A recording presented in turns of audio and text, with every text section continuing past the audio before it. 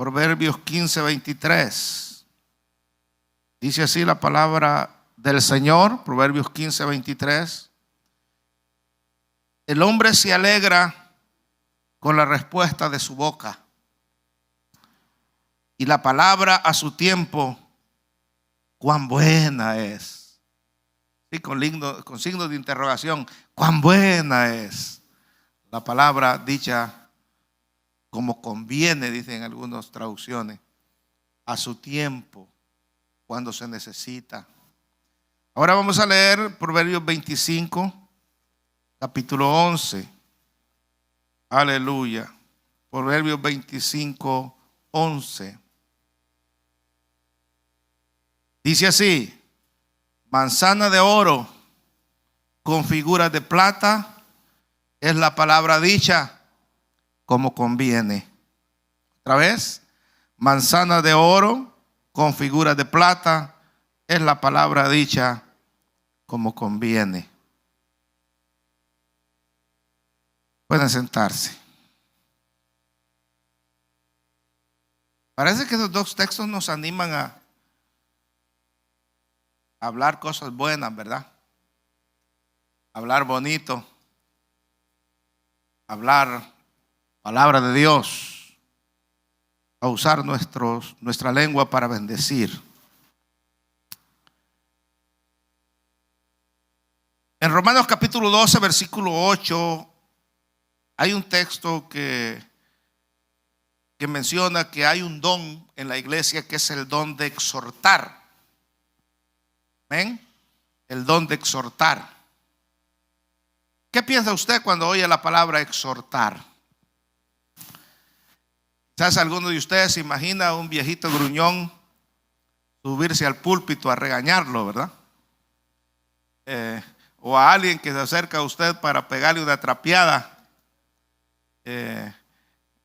cuando oye la palabra exhortar. Pero la verdad es que la palabra exhortar significa dar ánimo. Es un sinónimo de animar. No de animal, ¿verdad? Como decía el pastor puertorriqueño. Porque a mí el que me ungió en el pastorado fue el hermano Sergio, un pastor puertorriqueño que era presidente de nuestro concilio. Ya partió con el Señor él. Y él hablaba así no pronunciaba la R, ¿verdad? Sino que la L. Y a veces decía cosas como: este hermano tiene el don de animal. Decía. Él quería decir: este hermano tiene el don de animar, ¿verdad? Y en realidad la palabra animar es exhortar. Eso es lo que significa.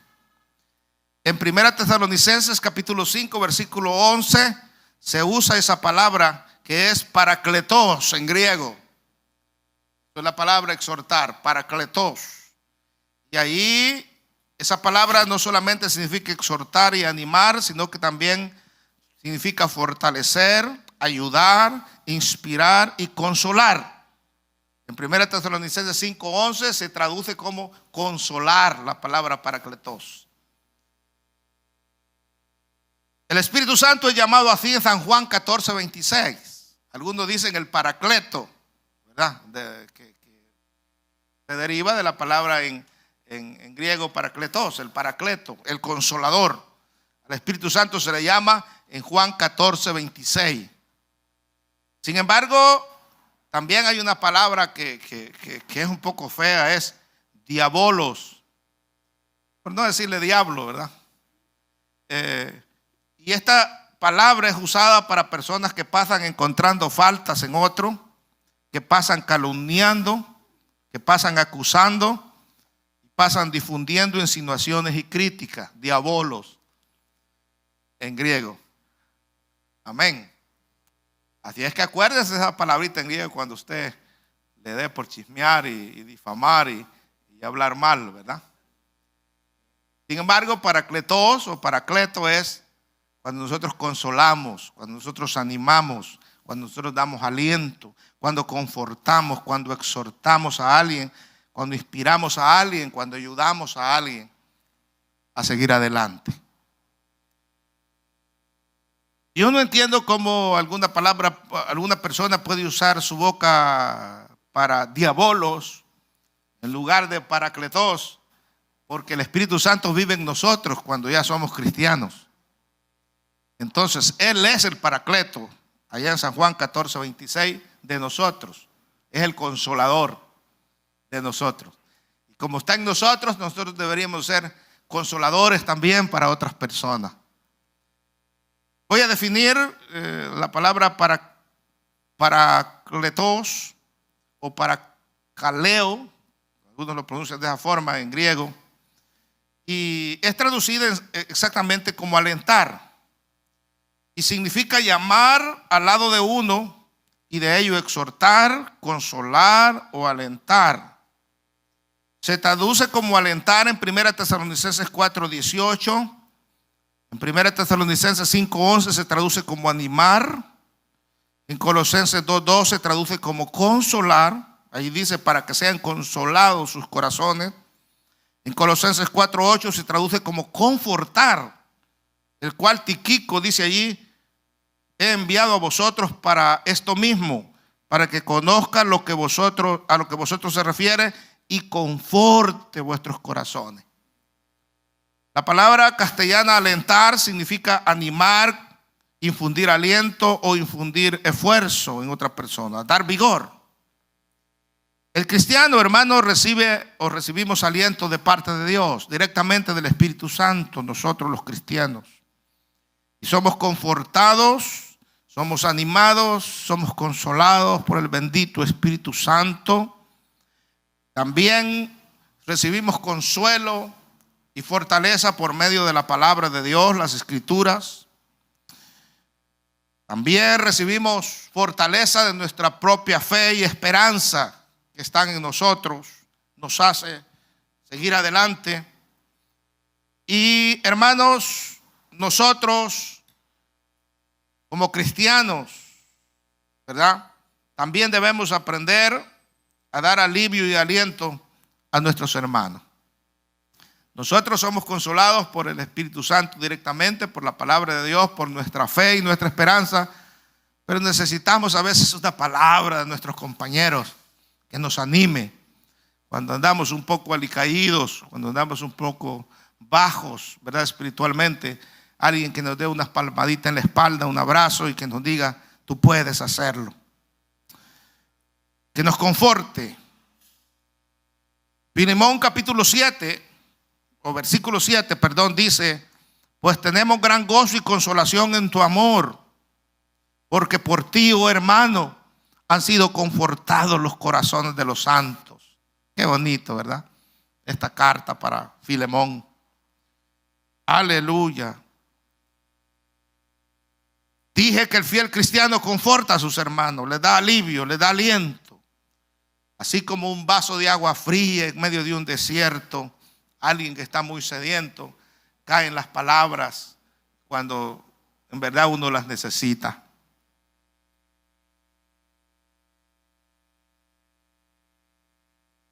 El Evangelio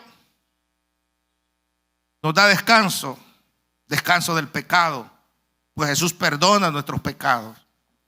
Y nosotros los cristianos debemos de dar alivio al espíritu de nuestros hermanos. Entonces cabe la pregunta: ¿cómo estamos afectando nosotros a nuestros compañeros en la iglesia, a nuestros hermanos? ¿Cómo influenciamos en ellos? ¿Los vivimos irritando, criticando, desanimando, o los animamos nosotros? Fíjense ustedes que a veces nosotros los pastores simplemente nos animamos, aunque no oigamos palabra, nos animamos al ver a una iglesia que es fiel asistiendo a los cultos con regularidad, por ejemplo. Esto le da ánimo a uno a seguir adelante. Cada actitud como cristianos deberíamos nosotros pensar en los demás, ¿verdad? Pensar en los demás. ¿De qué manera animamos o nos animamos los unos a los otros? Necesitamos a veces amonestar a alguien a través de las palabras. Esto es otra cosa, no es exhortar. Exhortar es consolar. La palabra amonestar es llamar la atención. Y a veces es necesario amonestar a los hermanos, dar una palabra de amonestación, ¿verdad? Y eso es para advertir y corregir al hermano, siempre lleno de amor, ¿verdad? Con el deseo de que la persona se restaure. Pero la mayoría de las veces necesitamos animar y ayudar. Una dimensión importante del amor entre cristianos es animarnos unos a otros. A veces nos damos cuenta que alguien ha fallado y en lugar de ir a hablarle una palabra de restauración, vamos a reprocharle su error. Pero eso es lo menos que quiere oír la persona cuando está caída. Ya sabe él que ha fallado o ella que ha fallado. Lo que necesita es una palabra de restauración. Amén. Ahora, cuando alguien insiste en continuar en el pecado, en la maldad, hay que amonestarlo.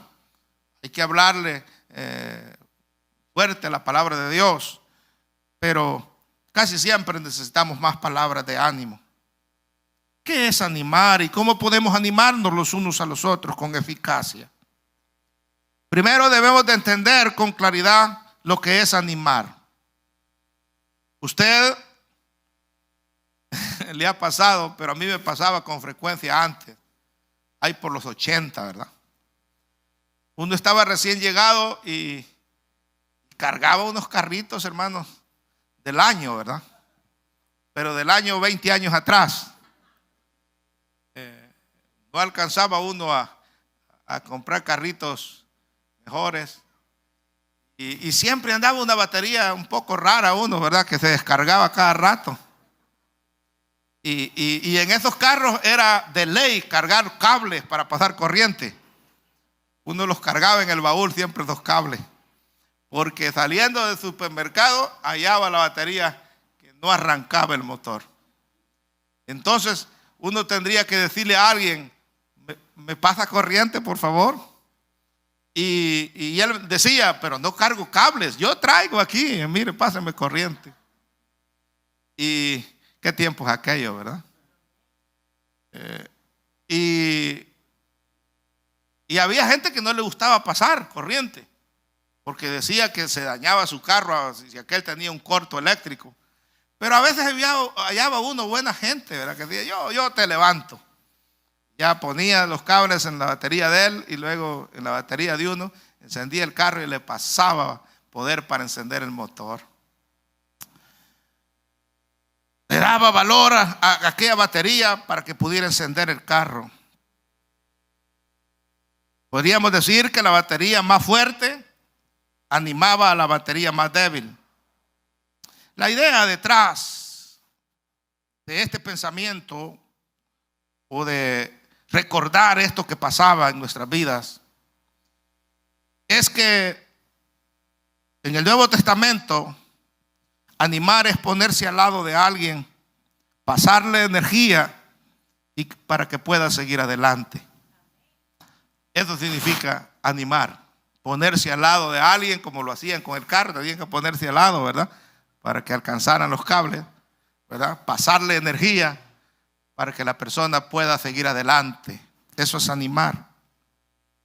Pines dice que la palabra animar significa llamar al lado de uno para de allí exhortar, consolar, animar y dar aliento o pasar valor.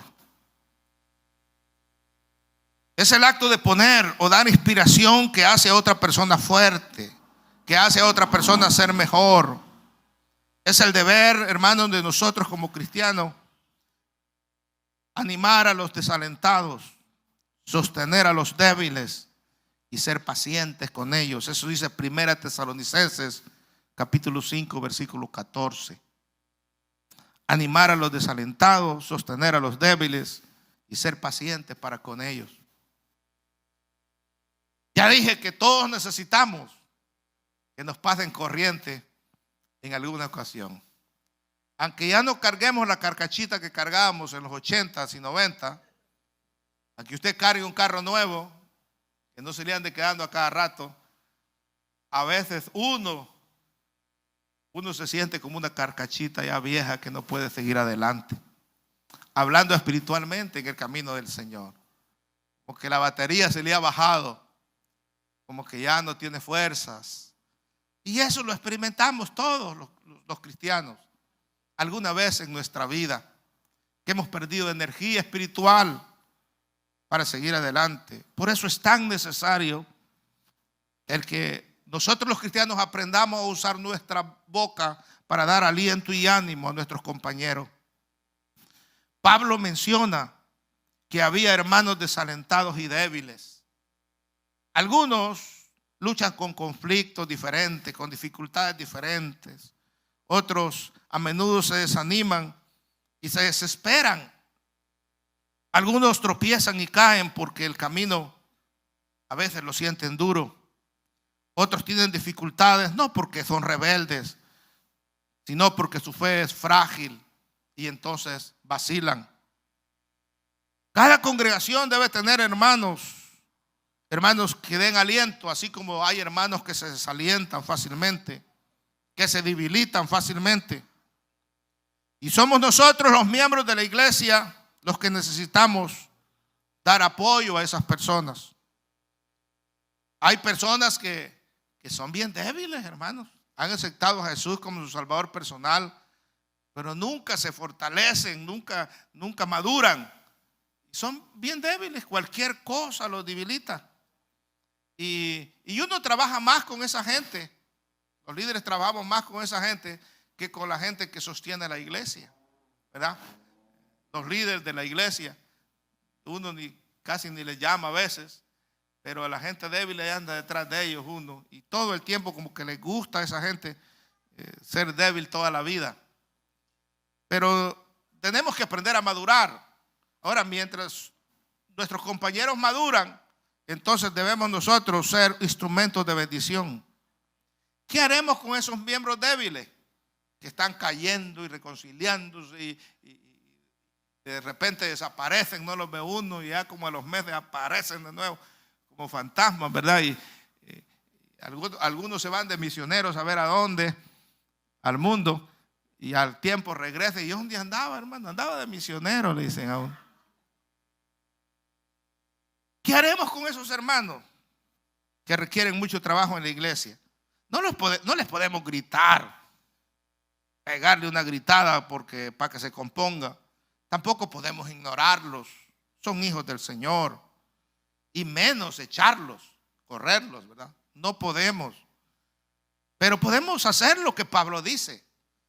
No solamente podemos, debemos hacer lo que Pablo dice: animarlos y ayudarlos. Ese es un don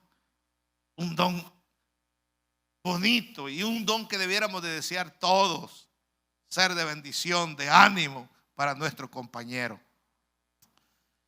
Voy a usar un ejemplo que algunas veces lo he usado en algunos sermones, que está en la Biblia, y es de un hombre de Dios, un cristiano, que quiero recordárselos nuevamente. Y era un hombre de la iglesia primitiva. Por supuesto, voy a usar la historia bíblica. Él se distinguió por ser uno que daba ánimo y aliento a otros cristianos. Era un don que tenía especial de consolar, de dar la mano, de animar a sus hermanos. Sus padres le dieron el nombre de José. El libro de los Hechos está. Pero los apóstoles le cambiaron el nombre y le pusieron un apodo y le llamaron Bernabé. ¿Sabe por qué? Esto está en Hechos 4:36. Porque el nombre de Bernabé traducido significa hijo de consolación. Mire qué bonito. Habían visto en él ese don de exhortar, de animar, de dar la mano, de hablarle al que necesitaba ánimo, y por eso le cambiaron el nombre. Ya no le llamaban José, sino Bernabé, hijo de consolación. Hechos 4:36. Y este hombre es un ejemplo de consolación por característica. Una persona es señalada por una cierta cualidad excepcional que caracteriza su vida. Ojalá no nos vaya a cambiar el nombre a nosotros, ¿verdad? En lugar de llamarnos Noé, nos van a poner chismoso, algo que signifique chismoso, algún nombre que signifique hablador o amargado, amargado, alguien que siempre está hablando duro a las personas y mal. Qué feo, ¿verdad? Imagínense que, por ejemplo, en los cristianos a nadie le ponen Judas, hermano. ¿Han notado ustedes que allá afuera sí hay gente que se llama Judas, pero aquí casi no le quiere poner Judas uno a sus hijos, ¿verdad? Y Caín tampoco, ¿verdad? No le quiere ponerle nombres bonitos, ¿verdad? Que signifiquen algo bonito. Qué bueno sería, hermano, que en nuestra actitud alguien nos dijera: aquí viene el hombre o la mujer que tiene un don especial de animar a los demás. Que cuando uno lo oye hablar, se anima para seguir adelante. Oh, aleluya, Dios nos ayude. Hay gente que en la Biblia es llamado hijo de luz, pero hay unos que son llamados hijos de desobediencia, ¿verdad? Y Jesús le llamó alguna vez a los fariseos hasta hijos del diablo. Dios nos libre. Quizá, hermanos, José comenzó como cualquier cristiano en el camino del Señor, pero los discípulos fueron viendo en él que tenía un don especial. Usaba su boca para consolar, para animar, para exhortar, para dar aliento. Y le pusieron Bernabé, el hijo de consolación. Dije que hay un tiempo que nuestras baterías funcionan en un punto muy bajo. Algo nos ha bajado la energía. Quizás estamos pasando una crisis. Quizás estamos pasando un conflicto agonizante. Quizás la muerte de un ser querido. Quizás alguna enfermedad dura en nuestro cuerpo. Quizás alguien nos ha herido con palabras groseras. Quizás hemos visto las acciones de otras personas que dejan mucho que desear. O quizás nosotros mismos nos hemos descuidado y hemos caído en pecado. Y eso ha bajado nuestra batería espiritual. Necesitamos a alguien para que nos ayude a sustituir la energía perdida, que nos lleve junto a Él y nos llene de valor otra vez. Que venga junto a nosotros y nos llene de lo que se nos ha escapado. Bernabé era esa clase de hombre. Tenemos mucho que aprender de él. Esa era esa clase de personas. El médico Lucas, el escritor del libro de Hechos, dice que Bernabé era un hombre bueno. Imagínense, hermanos, que alguien escriba en nosotros: es un gran hombre, una gran mujer, un buen cristiano, una buena cristiana. No solamente dice que era bueno, Hechos capítulo 11, versículo 24, sino que era lleno del Espíritu Santo y lleno de fe. Era un hombre de fe, un hombre lleno del Espíritu Santo. Yo dije en un sermón pasado que hay hombres que hasta orando lo animan a uno. Les conté de mi pastor que partió con el Señor hace un mes. Yo tuve la oportunidad de irlo a ver en enero. Me contaron que estaba malito de salud y fuimos. Dije: mi hermano, llévame, tengo que ir a verlo. Y ese hombre, hermano, inspiró mi vida cuando yo era jovencito, que hasta en sus oraciones me llenaba. Era un hombre de fe que oraba con una confianza, hermano, en el Señor. Y postrado en el altar, tenía esa confianza en el Señor de que Dios iba a estar con él y lo iba a bendecir. Hombre de fe, lleno del Espíritu Santo era Bernabé, un hombre bueno.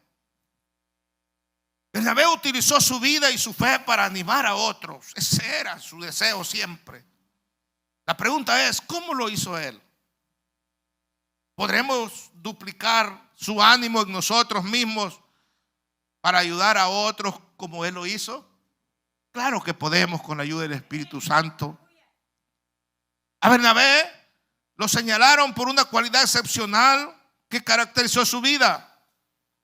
Pero veamos lo que él hacía. este hijo de consolación? ¿Qué es lo que hacía?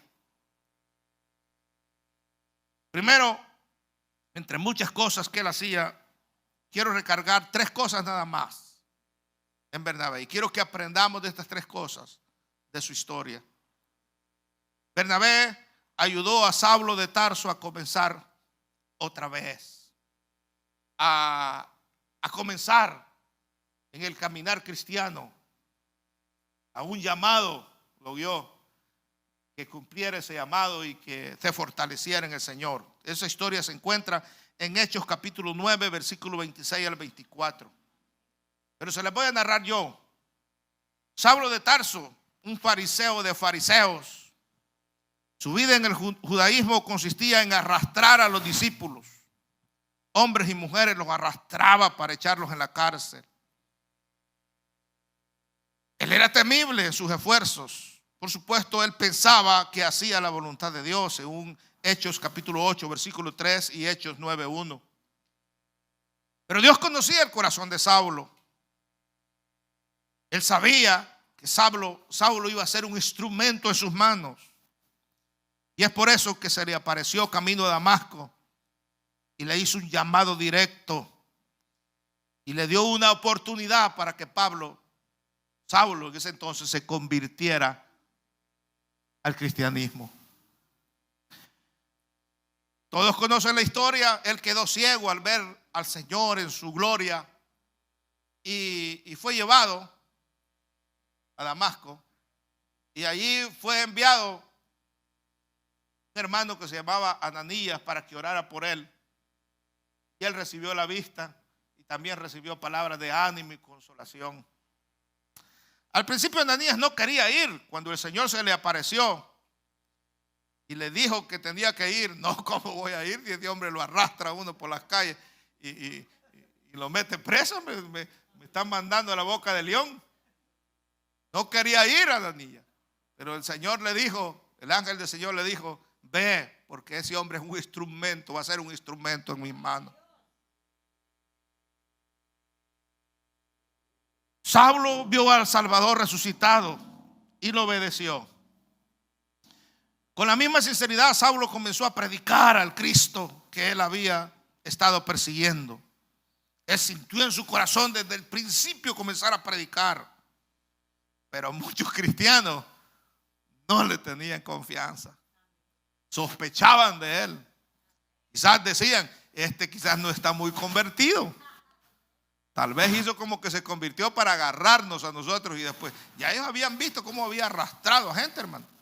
Mira, el diácono Esteban, él estaba presente, él era el líder cuando lo mataron a pedradas, hermano.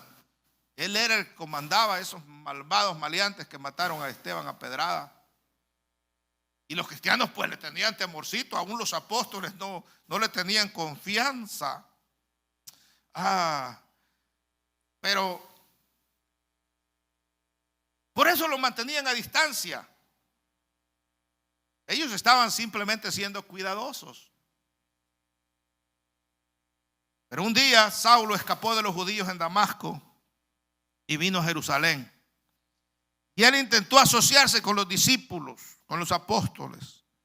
Y estos, asustados, lo rechazaban y se oponían a que se agregara a ellos. Y ahí fue cuando Bernabé entró para ayudar a Saulo. Mientras los discípulos lo rechazaban, no lo dejaban que estuviera con ellos, Bernabé entró en el asunto, les habló a los discípulos y explicó lo que él sabía sobre Saulo. Hechos capítulo 9, versículo 26 al 28. Él les dijo: yo creo que este hombre se convirtió de a veras. Este hombre es un hijo de Dios que quiere servir al Señor. Debemos darle una oportunidad. Es un buen hombre. Yo siento en mi corazón por medio del Espíritu que es un buen hombre. Yo lo he visto antes. Entonces, dice la Biblia que le dieron oportunidad a Saulo, los discípulos, porque conocían el testimonio de Bernabé, que Bernabé era un hombre de Dios. Dije un hombre bueno, un hombre lleno del Espíritu Santo y un hombre de fe. Aceptaron la intervención de Bernabé. Y entonces la Biblia dice que estaba con ellos Saulo, moviéndose libremente en Jerusalén, hablando con valor en el nombre del Señor. Esa explicación de Bernabé fue suficiente. Y la iglesia de Jerusalén aceptó a Saulo porque respetaban, por supuesto, a Bernabé. Cuando el evangelio llegó a Antioquía, la iglesia de Jerusalén envió a Bernabé. Después de ver la gracia de Dios, Bernabé se regocijó, dice la Biblia, y animó a todos para que con un corazón firme permanecieran fieles al Señor. Note la palabra, animó a todos. Entonces Bernabé pensó en Saulo de Tarso. Ya Saulo había huido de Jerusalén, pues los judíos lo perseguían ahora a él, y se había ido a su ciudad natal, llamado Tarso. Y Bernabé fue a buscarlo hasta Tarso, a Saulo. Y cuando lo encontró, lo trajo a Antioquía. Eso dice Hechos 11, versículo 22 al 26. Se lo trajo, le dijo: Saulo, quiero que me ayudes en Antioquía. Yo he sido enviado por los apóstoles para consolar, para animar a esa iglesia. Quiero que me ayude. Saulo aceptó.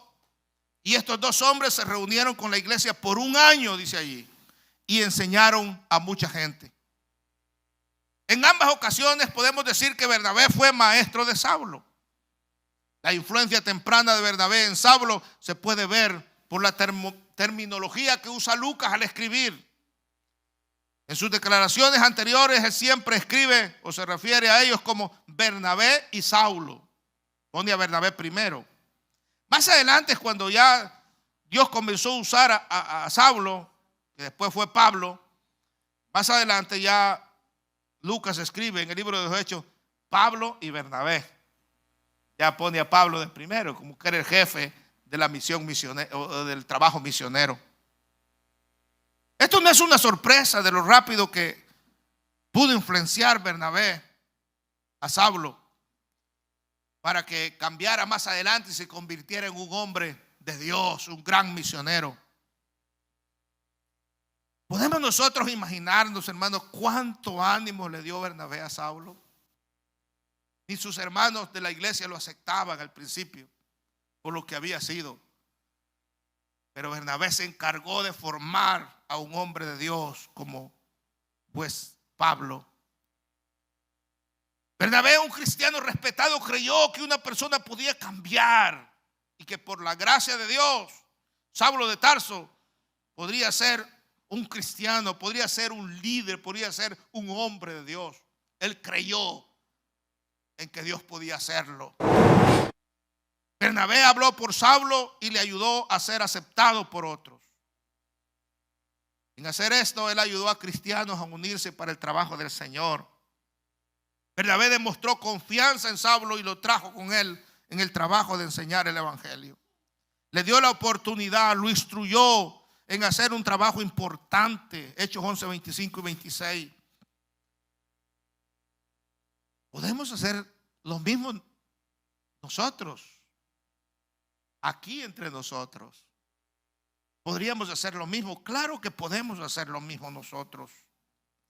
Y especialmente con los cristianos nuevos, especialmente con los jóvenes, principalmente con los recién convertidos, animarlos a que se esfuercen por ser siervos y siervas del Señor y que lleguen a ser hombres y mujeres de Dios que prediquen la palabra con autoridad.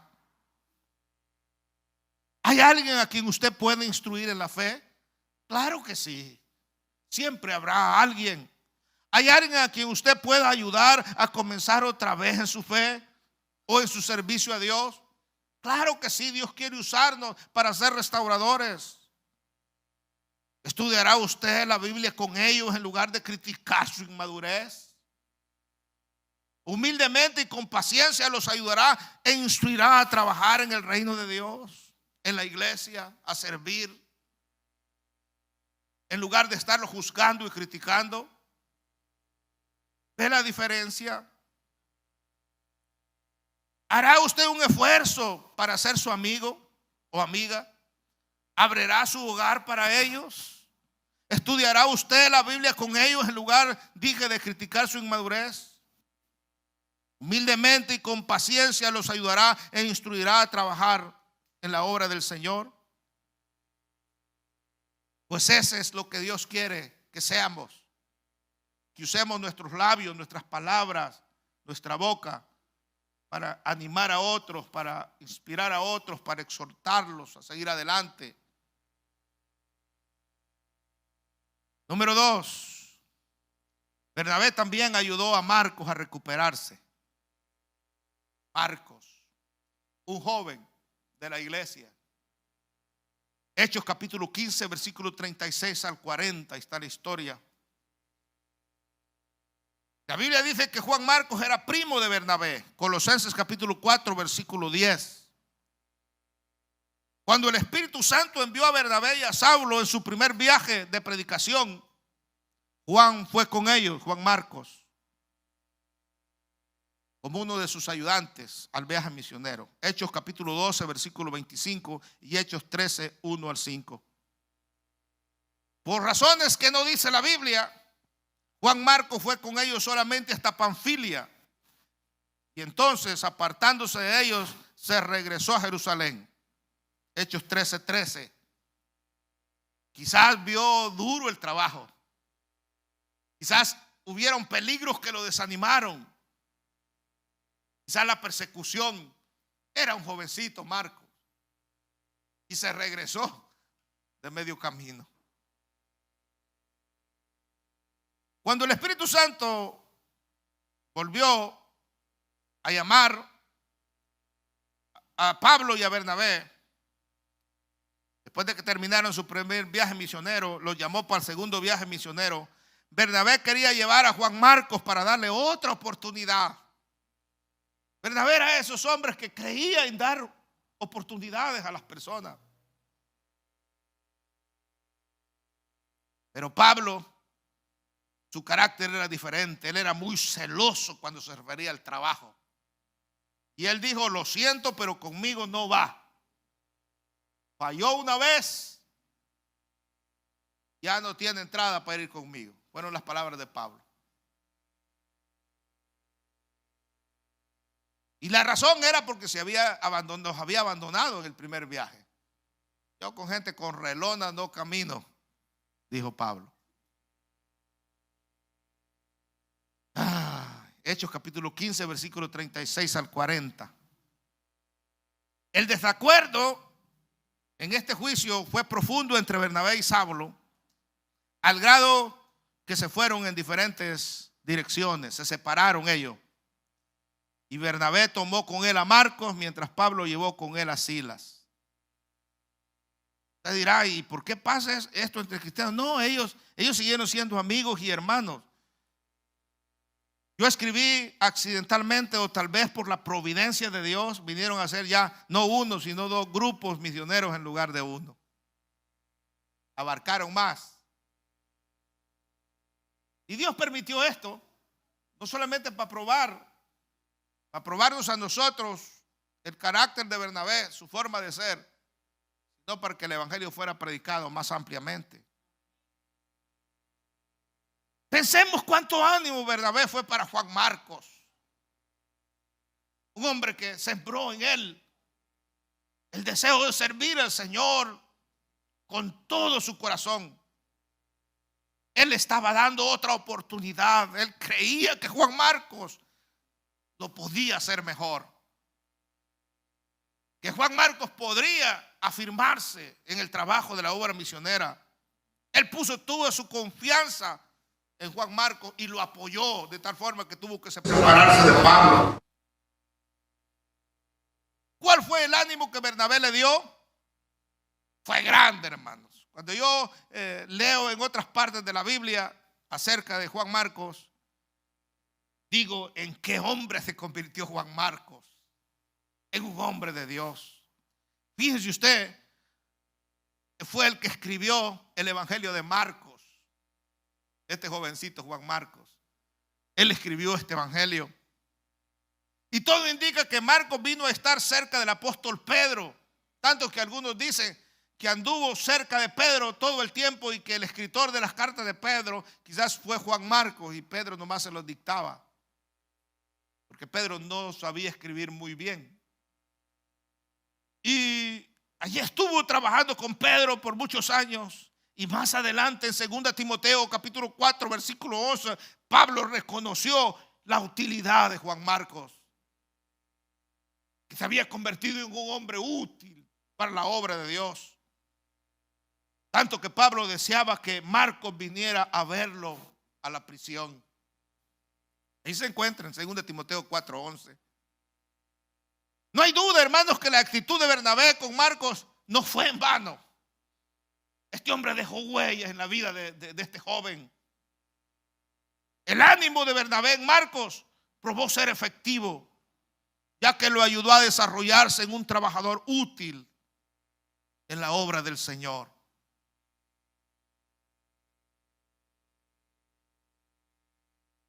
Les dije que mi pastor, cuando nos vio, mi hermano y yo, mi hermano fue en un tiempo el secretario general del concilio allá también. Pero mientras yo estuve jovencito allá, solo con él andaba, y cuando nos vio solo nos decía, mis niños, nos decía. Ya mayores como estamos, ¿no? Él nos veía como niños porque nos formó él desde pequeño. Yo lo conocí cuando tenía 9 años.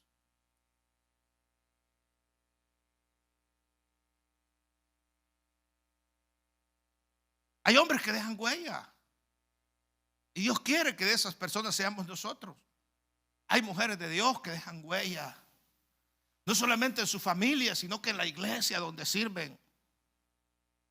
Hermanos míos, hay personas que van a necesitar nuestra confianza y nuestro apoyo. Claro, hay muchas personas.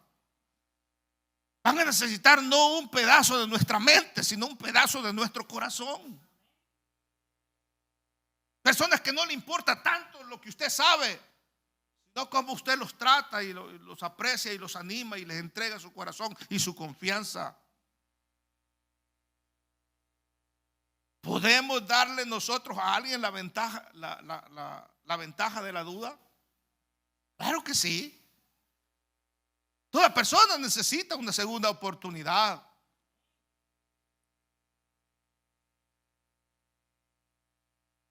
Por allá en nuestros países hay una doctrina, no sé si es Apóstoles y Profetas Libres, llama a una organización, que les enseña a la gente que no hay reconcilio.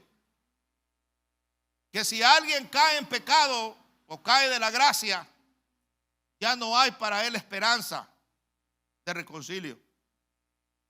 Y se basa en una escritura de Hebreos capítulo 6 y Hebreos 10 y la malinterpretan para no darle oportunidad a la gente. La doctrina nació con buena intención y era la intención de que la gente se asustara y que no regresara jamás al mundo. Pero la doctrina contradice la Biblia y aparte de eso manda a mucha gente al infierno. Al final fue dañina, porque todo extremo siempre es dañino. Encontré en 1984, yo era líder del grupo de evangelismo de mi iglesia donde me congregaba. El 83 fue.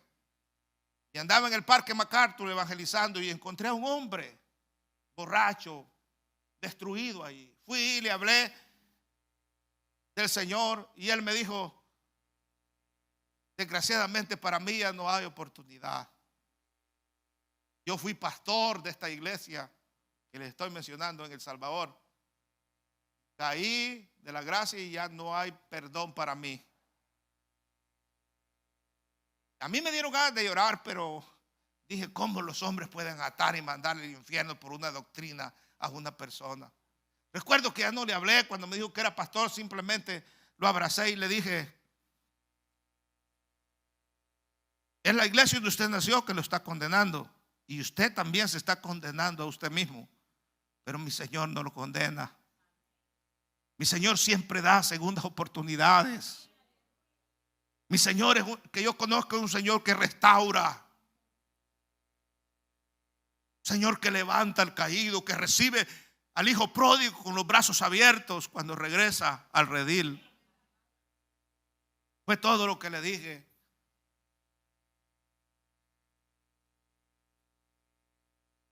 Hermanos míos,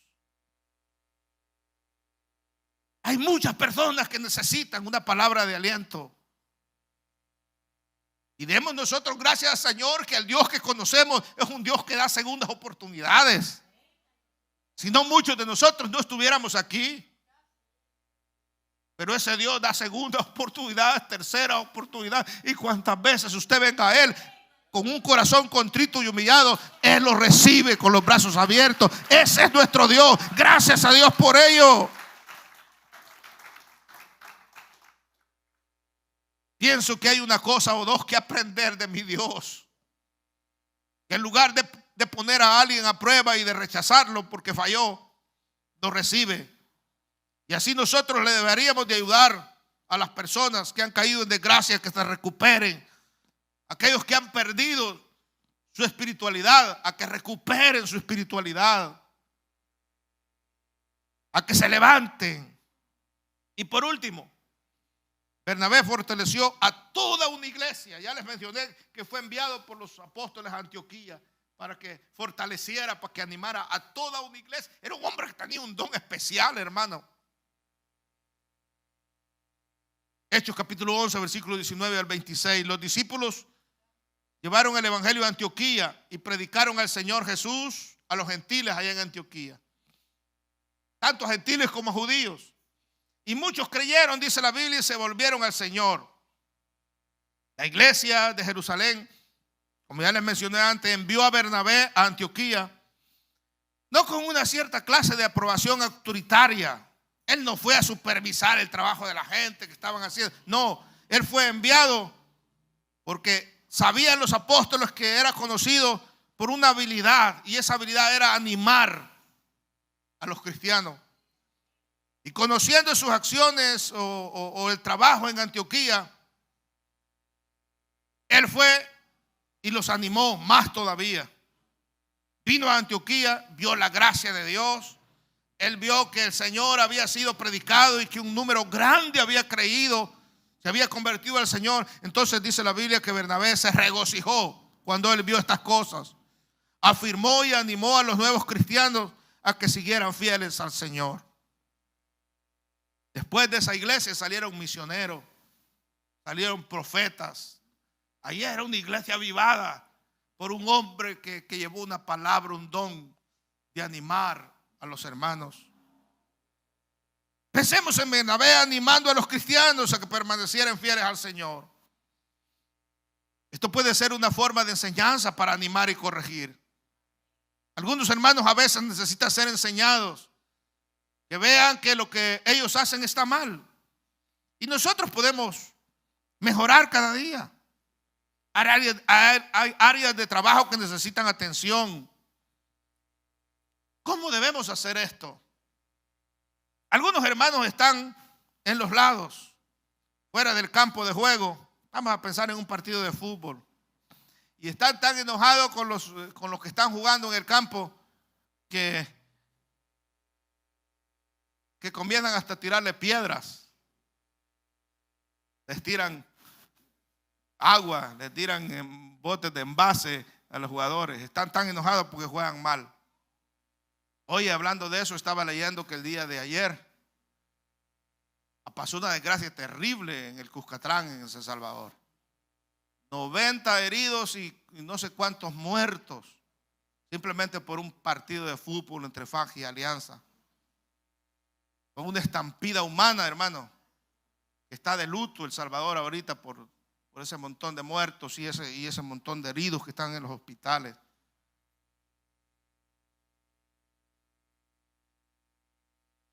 Gente que se fanatiza, hermano, de tal forma que no les importa que muchos mueran. Y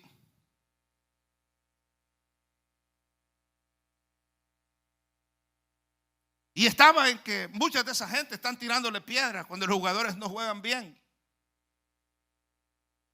Están a los lados Pero otros están en la banca y ellos quieren entrar al campo tratando de mejorar el trabajo de su equipo.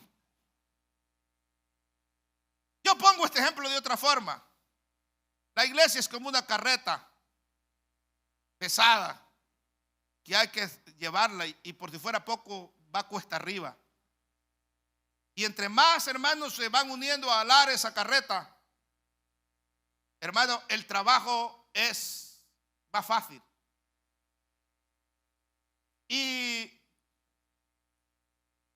hay hermanos que están alrededor, nada más viendo y criticando al trabajo que van haciendo un pequeño grupo. Esto lo hizo mal, esto debiera ser así. Esto, amén. Como aquellos que están comentando y juzgando al técnico de fútbol, ¿verdad? Que esto no lo hizo bien, debió meter a aquel y están ahí. Pero hay otros, por si fuera poco, que no solamente están afuera observando y criticando, sino que se suben a la carreta, hermano. Y hay que jalarlos a ellos también, hay que jalarlos. Hay que llevarlos subidos en la carreta. ¿Por qué estoy diciendo esto? Porque quiero hacerles una pregunta para terminar. ¿Desea usted cambiar a su iglesia para bien? La iglesia donde usted es miembro, a que sea un modelo de iglesia. ¿Cuántos de ustedes quisieran que nuestra iglesia sea la mejor de Los Ángeles? Que sea un modelo de iglesia. ¿Desea usted cambiarla? ¿Usted cree que la va a cambiar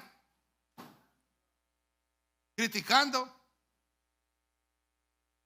o huyendo o apartándose? Vaya al campo y haga su trabajo. No solamente tire piedras, así no la va a cambiar. Bájese de la carreta y comience a alar. Ensucie sus manos, haga su trabajo, pero ponga su corazón en lo que hace. Cuando digo ponga su corazón en lo que hace, es que usted debe convertirse en un hombre y una mujer que anime a los demás, que los motive a mayores cambios, que nos motive a ser mejores. En nuestro camino dificultoso y con diferentes pruebas, necesitamos animarnos unos a otros, infundir valor, caminar humilde y cuidadosamente con el Señor, de tal forma que podamos influenciar a nuestros compañeros. Urgirnos unos a otros a caminar mejor en el camino del Señor, a estar firmes, a ser perseverantes. Yo quiero terminar animándolos a ustedes como iglesia a que obedezcan a nuestro Señor Jesús, a que permanezcan en la verdad. Y si usted se ha apartado del Señor, le animo a que se regrese a la mía del Señor. Yo los animo a que estén dispuestos a recibir una palabra de ánimo y sean buenos para escuchar, pero también que sean buenos para dar una palabra de aliento a otros, ustedes también. Que no solamente escuchen la palabra de ánimo, sino que ustedes sean instrumentos para Dios. Los textos que leímos dicen, Proverbios 25:11, como manzanas de oro con adornos de plata, es una palabra hablada en las circunstancias correctas. Proverbios 15:23, el hombre se alegrará con la respuesta apropiada, y una palabra a tiempo, cuán agradable es. Es muy difícil, hermanos, si no imposible, llegar a la madurez como cristianos si no recibimos una palabra de ánimo. Dar ánimo de una manera efectiva requiere desearlo diligentemente. Y yo decía, ya no más voy a hablar palabras negativas y de desánimo y palabras que juzguen a otro y que los critiquen. Quiero que de mi boca salgan palabras de ánimo. Dar ánimo de una manera efectiva requiere desearlo diligentemente, dije. Debemos de unirnos con otros cristianos que estén dispuestos y listos, no solo para recibir, sino que también para dar ánimo y aliento, que tanto lo necesitamos. así sea, que Dios use nuestra boca para levantar a otros.